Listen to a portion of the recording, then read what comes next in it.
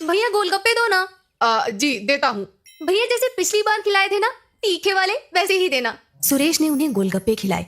गोलगप्पे मुंह में रखते ही लड़की ने वापस बाहर निकाल दिया और कहा, ये क्या वाहियात गोलगप्पे हैं। सुरेश चौंक गया। लड़की ये कहकर वहां से चली गई। मध्य प्रदेश से कुछ दूर एक छोटा सा खूबसूरत पालमपुर गांव था। वहाँ छोटी छोटी नदियां थी, तरह तरह के पहाड़ थे और प्रकृति का बहुत खूबसूरत रूप यहाँ देखने को मिलता था। लेकिन इन सब के बावजूद पालमपुर की सबसे मजेदार चीज वहाँ हर साल लगने वाला बसंत का मेला था। कहते हैं कि पालमपुर में लगने वाला मेला इतना बड़ा होता था कि कोई भी उसे एक दिन में पूरा नहीं घूम सकता था। उस मेले में गांव वाले तरह तरह के खिलौने, कई तरह की मिठाइयाँ, ना जाने कितने किस्म के खेल और अलग अलग तरह की खाने पीने वाली चीजों का ठेला लगाते थे। और इन ठेलों में से एक सबसे मशहूर ठेला था सुरेश चाट भंडार। 4 पहियों के इस ठेले पर सुरेश चाट पापड़ी, टिक्की और गोलगप्पे बेचता था। लेकिन बाकी सभी चीजों से ज्यादा लोगों को सुरेश के गोलगप्पे पसंद थे। मेले में हर रोज सुरेश ठेला भर कर गोलगप्पे लेकर जाता था, लेकिन शाम होने से पहले ही उसके सारे गोलगप्पे बिक जाते थे। काफी बड़े बड़े लोग सुरेश को हराने की कोशिश कर चुके थे, लेकिन कोई भी उसे हरा ना सका, क्योंकि उसके गोलगप्पों की बात ही अलग थी। सुरेश के साथ उसका एक 12 साल का बेटा माधव और एक 16 साल का लड़का रोनित रहता था। रोनित सुरेश का बेटा नहीं था, पर पिछले साल एक दुर्घटना में अपनी बीवी को खो देने के बाद सुरेश ने अपना हाथ बटाने के लिए रोनित को साथ रख लिया था। रोनित अनाथ था। मेले में सिर्फ एक दिन बाकी रह गया था।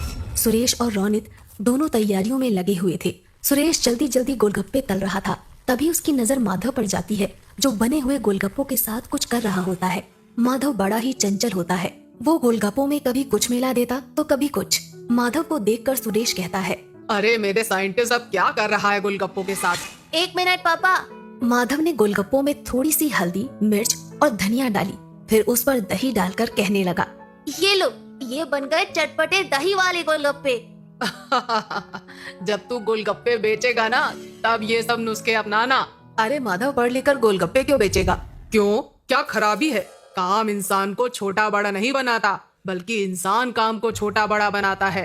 अच्छा, मतलब ये गोलगप्पों में मिर्च धनिया भरकर बड़ा इंसान बन जाएगा? क्या पता बन जाए। तुम्हें पता है माधव जिस उम्र में है, उस उम्र में एक इंसान का दिमाग सबसे ज्यादा तेज होता है। वो ये सब बातें कर ही रहे होते हैं कि तभी माधव चिल्लाता है, ये देखिए पिताजी, मिट्टी के गोलगप्पे। ये देखकर रोनित हंसने लगता है और कहता है, अगर गोलगप्पे में मिट्टी मिला देना दिमाग है तो अच्छा है, मेरे में कम दिमाग है। अच्छा चुप रहो, वो हरी वाली पोटली लाकर इस पानी में मिला दो। मैं बाहर काम से जा रहा हूँ, आते हुए रात को देर हो जाएगी। ये कहकर सुरेश वहाँ से चला जाता है और रोनित पोटली के पास चला जाता है। वहाँ 2 रंग की पोटलियाँ होती हैं, एक लाल और एक हरी। रोनित गलती से हरी की जगह लाल वाली पोटली उसमें मिला देता है। तभी उसे बाहर से कुछ आवाज आती है और रोनित बिना पानी को देखे ही बाहर चला जाता है। उसने ध्यान ही नहीं दिया कि पानी का रंग हरे की जगह काला हो गया था। रात को जब सुरेश घर वापस आता है तो देखता है कि माधव अपने बिस्तर पर सो रहा होता है, पर रोनित घर में कहीं नहीं होता। सुरेश को लगता है कि वो काम खत्म करके अपने दोस्तों के साथ खेलने चला गया होगा। रात को सोने से पहले वो निश्चय करता है कि कल की तैयारी का सारा सामान देखकर सो जाएगा। वो चाट पापड़ी देखता है, जो कि बिल्कुल ठीक होती है। गोलगप्पे भी अच्छे ही दिख रहे होते हैं।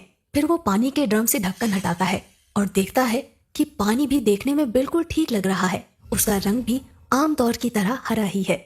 सुरेश चैन की सांस लेता है और सो जाता है। अगले दिन सुबह सुबह सुरेश मेले में अपना ठेला लेकर पहुंच जाता है। सुरेश काफी थका हुआ था, क्योंकि रोनित अभी तक वापस नहीं आया था, इसलिए उसे अकेले ही सारा सामान ठेले पर लाद कर मेले में आना पड़ा। वो रोनित से गुस्सा भी था और उसे उसकी फिक्र भी हो रही थी। मेले में खड़ा सुरेश रोनित के बारे में सोच ही रहा था कि उसको एक आवाज आती है, भैया गोलगप्पे दो ना। जी देता हूँ। भैया जैसे पिछली बार खिलाए थे ना, तीखे वाले, वैसे ही देना। सुरेश ने उन्हें गोलगप्पे खिलाए।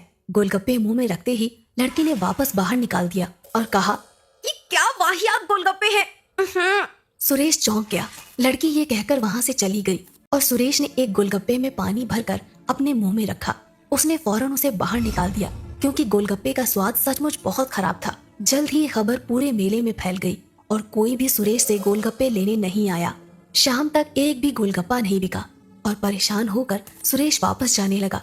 वो अपना ठेला खींचता है और वापस जा रहा था कि उसने देखा कि मेले में एक नई दुकान लगी है, जहाँ काफी भीड़ है। उसने पास जाकर देखा तो एक नई कंपनी गोलगप्पे बेच रही थी और लोगों की भीड़ वो गोलगप्पे खा रही थी। सुरेश इधर उधर नजर दौड़ा ही रहा था कि उसने देखा कि गोलगप्पे रौनित बेच रहा था। सुरेश समझ गया कि ये वही कंपनी है जो सुरेश को काम पर रखना चाहती थी, पर सुरेश के मना कर देने पर उन्होंने रौनित को पटाकर उसका काम खराब कर दिया।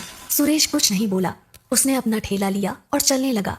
उसे इस बात का दुख नहीं था कि उसके गोलगप्पे नहीं बिके, पर इस बात का ज्यादा दुख था कि जिस रौनित को उसने अपने बच्चे की तरह पाला, उसने उसे धोखा दे दिया। यही सोचते सोचते वो घर पहुंच गया। उसे देखते ही माधव बहुत खुश हुआ और बोला, पापा आप इतनी जल्दी आ गए और सारे गोलगप्पे वापस क्यों ले आए? वो बेटा, पता है मुझे, आप इसलिए लाए ना ताकि मैं नए गोलगप्पे बना सकूं। सुरेश ने मुस्कुराकर कहा। हाँ हाँ बेटा, जाओ नए गोलगप्पे बनाओ। ये सुनकर माधव खुश हो गया और कुछ गोलगप्पे लेकर वहाँ से चला गया। सुरेश वहीं बैठकर सोचने लगा कि कैसे अपने गोलगप्पे बेचने का काम दोबारा से शुरू करे। वो ये सब सोच ही रहा होता है कि माधव अचानक उसके सामने आकर कहता है, पापा आ करो। अरे क्यों? आ करो ना। सुरेश ने अपना मुंह खोला और माधव ने एक काला सा गोलगप्पा उसके मुंह में डाल दिया। ये क्या डाल दिया मेरे मुंह में? क्या मिलाया है तूने इसमें? चॉकलेट। अच्छा। ये गोलगप्पे खाकर सुरेश के दिमाग में एक आइडिया आया ही होता है कि तभी माधव कहता है, ये लो पापा, ये भी खाओ। सुरेश मुंह खोलता है, इसमें क्या मिलाया है तुमने? मिट्टी और लाल मिर्च। सुरेश हंसने लगता है और माधव को गले से लगा लेता है। फिर सुरेश पूरी रात अपने कमरे में कुछ करता रहता है। अगले दिन मेले में रौनित के गोलगप्पे बिक रहे होते हैं। तभी एक आवाज आती है, ये क्या खा रहे हो? वहाँ चलो सुरेश के पास, कुछ नए किस्म के गोलगप्पे आए हैं। ये सुनते ही सब सुरेश के पास चले जाते हैं और देखते हैं कि उसके ठेले पर चॉकलेटी रंग के बेहद खूबसूरत और अलग से गोलगप्पे रखे हैं। सब वो गोलगप्पे खाते हैं और सुरेश की बहुत तारीफ करते हैं। तभी रौनित वहाँ आता है और कहता है, तुमने ये कब बनाए? मेरे जिस बच्चे का तुम मजाक उड़ाते थे उसी का आइडिया है ये। ये किसके गोलगप्पे हैं? चॉकलेट के। अच्छा, मैंने तुम पर बहुत भरोसा किया था रौनित, पर तुमने वो तोड़ दिया। रौनित कुछ कहने ही वाला होता है कि अचानक भीड़ से आवाज आती है, और गोलगप्पे दो भैया। अरे भैया और गोलगप्पे तो खिलाओ।